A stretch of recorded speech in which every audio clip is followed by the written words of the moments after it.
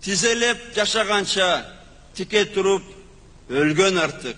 Çögönlep turup жашаганча тике туруп өлгөн жакшы. Тике туруп өлгөн артык. Өлгөн артык. Бул видео тасманы бүгүн социалдык тармактын колдонуучулары мисал катары келтиришип, Бабанов менен Атамбаевдин 6 жыл мурда сүйлөгөн сөзүн салыштырып жатышат. Ар бир жараныбыз кайда болбосун, ким болбосун, мен Кыргызстандыкмын деп сыймыктанар өлкөнү курууга жол алдык. Жалгыз гана мекенибизди сакташыбыз керек. Ушунун келечеги үчүн күрөшүшүбүз керек. Бирок Өмүрбек Бабановдун Онатырда сүйлөгөн сөзү саясий карьерасына сокку болчудай. Анткени баш прокуратура дал ушул сөзүнө таянып кылмыш ишин козгоду. Шайлоо өнөктүгүндө Сооронбай Жээнбековго негизги оппонент болгон Бабанов Буршайкомдун акыркы жыйынтыгын укпай эле 23 октябрда Бишкек-Москва авиа каттамы менен чет өлкөгө чыгып кеткен. Айрымдар Бабановдун эс алам деген сөзүнө ынанып отурушса, айрымдар бийликтин айбатынан коркуп куйругун түйө качты деп жоромолдоп жиберишти. Себеби Сооронбай Жээнбеков президент болсом, коррупция менен күрөштү Бабановдун баштаарын айткан эле. Мен сага 25 суроом бар. Аны кийин берем мен сага. Коррупция ким экенин Кыргызстанда мен жакшы билем. Мен 95-те эле саясаттамын. Сен 2005 саясатка келдиң. Сенин балапан кезиңден бери билем. Коррупция менен мен тазамына мен күрөшөм. Сенен баштайын биринчи. Эме айып этесиң? Өзүмөн баштайын.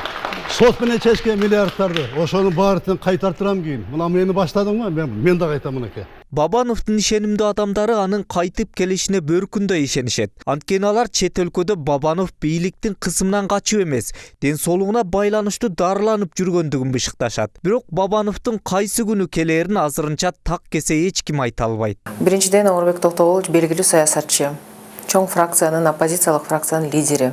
Мына кечээ эле өткөн шайлоодо 600 000 добушка ээ болгон талапкер, президенттикке талапкер. Ал жөн эле киши эмес, мынтип качып кетип, же кандайдыр бир жоопкерчиликтен качып.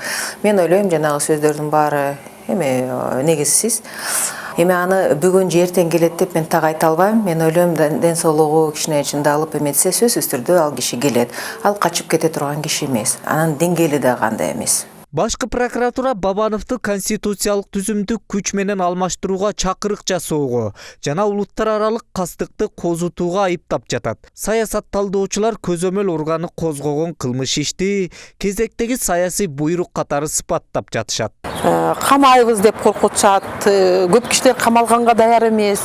Андан кийин камалгандан кийин ар кандай шылтоо менен жана Нариман Төлеевдикиндей кылып өмөлөрүн чубай башташат. Азыртан эле азыр айта баштады.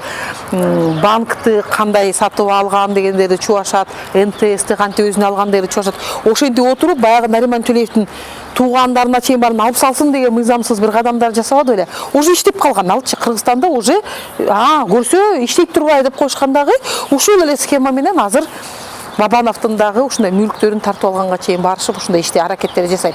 Эмне себептен? Анткени азыркы бийлик шайлоого аябай көп акча коротту.